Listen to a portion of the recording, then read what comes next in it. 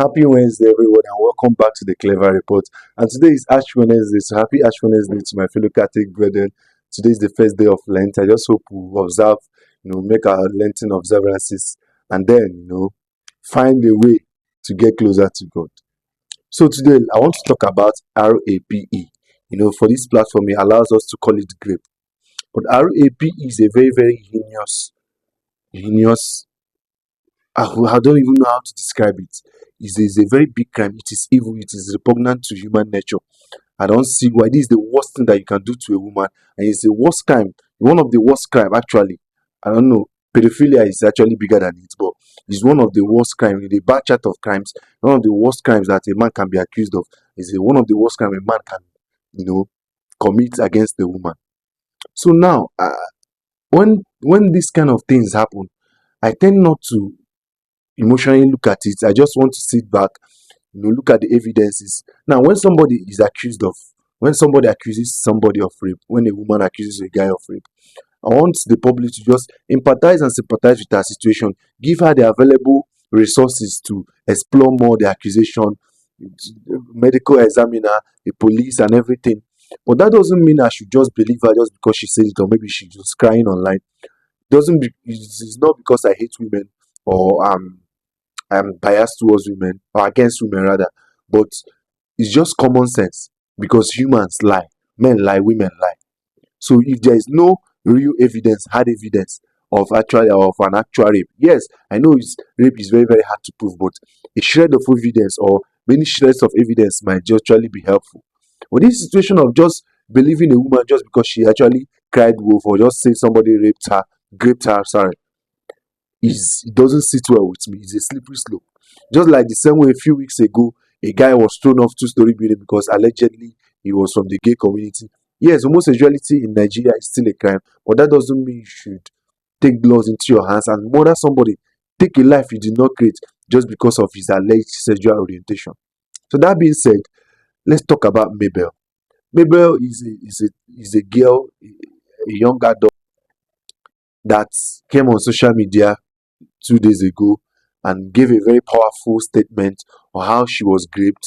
The details are very gory, but for context, I want us to watch the clip of Mabel describing what happened to her, and then we'll start exploring other facts from there. I got raped yesterday in my apartment, February 15th in the morning. I have insomnia. If I'm not drunk or I can't sleep. So, the Saturday, I, I drank and like it wasn't working, but I needed to be high enough so I could sleep. My eyes were tired, but I couldn't sleep. I slept around 6 a.m.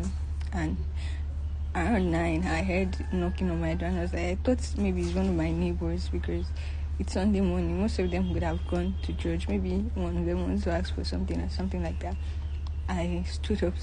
I was having a headache. I was still drunk and I was having a headache, and immediately I opened the door, I got pushed back. Before I get to my door, like there's my fridge, and then a few steps forward there's my door. I hit my head on the door because I couldn't, I got pushed back. I hit my head on the fridge. I passed out. When I opened my eyes, there is a man over me.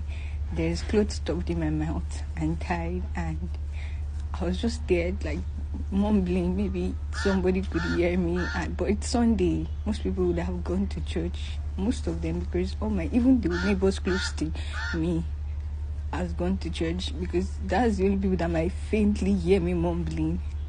But when I felt like there's been over 20 minutes and I've just been mumbling and choking, there's nothing I could do because I don't even know this person to begin with.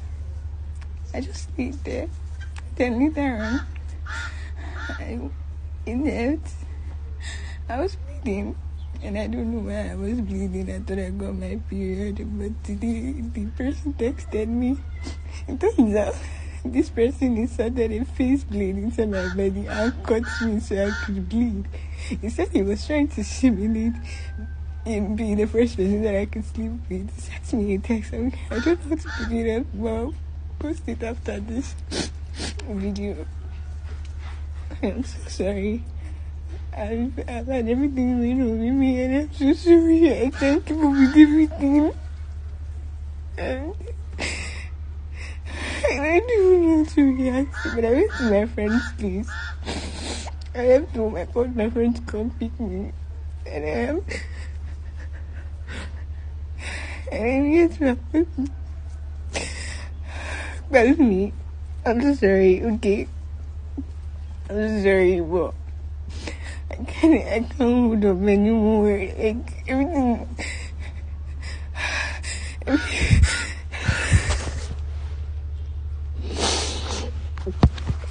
is happening to me, and I'm sorry. I've been suicidal from the start, and I'm so sorry. I can't keep up. I can't hold it anymore. I'm sorry. Melly, I'm sorry. And to all my TikTok friends that I haven't seen, I'm so sorry. And Kazumi, I'm still so sorry that I don't get to see you go to school and graduate, but I'm so sorry. I can't hold up anymore. Thank you. Now you see, she's actually saying the person came. She had insomnia. She doesn't sleep well, so she actually requires alcohol to sleep, which is very very weird. A young girl, how can you just be requiring alcohol to sleep? But I digress. Be that as it may, it can happen. It is possible. So around 6 a.m., she finally slept around 6 a.m. and around 9 a.m. So let's keep track of the timeline. Somebody busted at her door, pushed her, she hit her head on the fridge, and then the alleged sexual rape actually happened. Now, when after this story, the whole narration is very, very touching. Now, she posted a chat. The alleged mystery rapist actually now found a way, opened a TikTok account, and started texting her. The text goes as such: I'm sure you don't know me because you decided to close your eyes even after waking up from passing out. I want to tell you that even if you remember me on my face because we have met twice and you kept ignoring me. The second time I had to pay boys to stop empty bike from entering the side you were. So you would wait and talk to me. But you kept distancing yourself from me. You complimented me the way I speak, and you said I smelled nice, but you still refuse to give me your number, and you're so so good looking, and I wish you could. No, I don't know what you were just saying, but this actually debunks the fact that she's saying she doesn't know this person. From if we are going to believe this chat and this text, which is I'll come to that. This person they've met twice, and the person is saying that she has actually complimented her, but she's saying that she doesn't know the person, and this is 9 a.m. She doesn't actually know the person that you know came to the house and raped her. Is very very weird. So the text keeps going and on and on. He's describing about how she was, even when she was crying, the tears were so satisfying. It's very very gory. And then she made it. The alleged rapist made it about that his father is very very rich and she's eating from hand to mouth. But there is one significant thing. When we are typing, human error. When you're typing something often on your phone, if there's a recognizable pattern of certain words, the phone has to return it.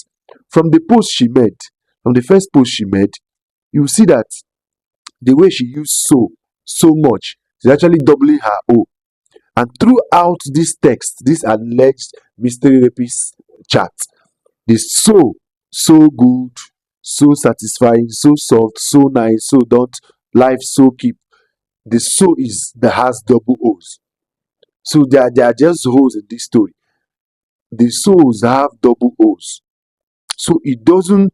I'm actually thinking that maybe, just maybe, she's actually making this up.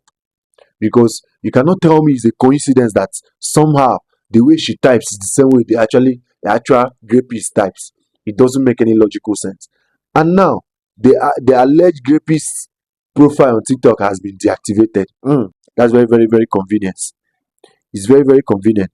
So this is the story. And then there is another video of her after she has actually checked to the hospital. She's alleging that she took a very very poisonous substance called sniper. And sniper, if those that are familiar with sniper, It's used for fumigation against cockroaches, rats, and all these things. If you use sniper in a room, basically cannot even access that room in a day because it's very, very harmful. Can't even breathe it in. And if you take any sip of sniper, you're actually going to die. But let's just watch the clip and then let's see what she says. Hello, everybody. Thank you for everybody that has been trying to reach out to me. I've been getting better. I can't talk properly. I'm in chest born. I took sniper yesterday, and my friend came back and saw me at the backyard and took me to the hospital. I thank you for everybody that has been trying to reach out to me, the people that have been calling me, but my phone is on DND and all the texts that I've received. But I am so, so sorry. I'm not in the position to reply or do anything as of now. But I thank you so much.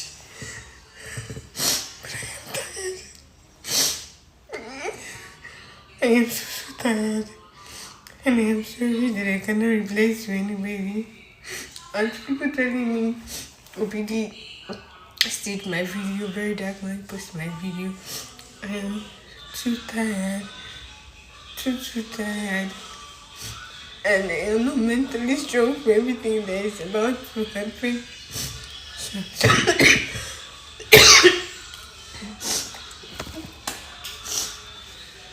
And I am so, so sorry. So, so sorry that I can't reply.